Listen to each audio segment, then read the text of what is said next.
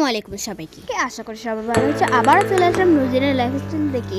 তো আজ করবো একটি মজাদার ডিম গোল ফ্রাই। তো চলো কথা না বেরিয়ে রেসিপি শুরু করা যাক। তো প্রথমে একটি প্যানে তেল গরম করে তাতে 4টি ডিম ভেজে নিতে হবে।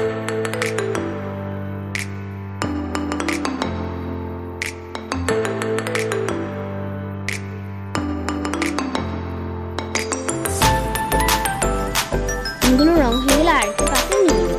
এরপর আরেকটি পাত্রে 1 টেবিল চামচ সয়া সস, 1 টেবিল চামচ টমেটো সস, 1 টেবিল চামচ ভিনেগার, 1 কাপ পানি, স্বাদ মতো লবণ দিয়ে ভালোভাবে মিশিয়ে নিতে।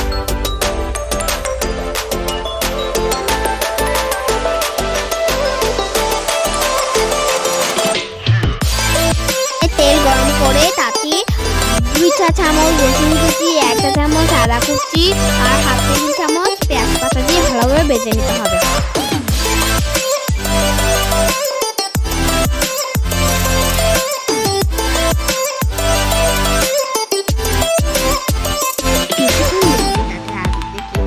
মিশ্রণটি দিয়ে ভালোভাবে ভেজে নিন। কিছুক্ষণ ভেজে তাতে আগে থেকে করে রাখা ডিম ফ্রাই দিয়ে ভালোভাবে ভেজে নিয়ে কিছুক্ষণ ভেজে তাতে ধনিয়া পাতা দিয়ে পরিবেশন করে মজাদার ডিম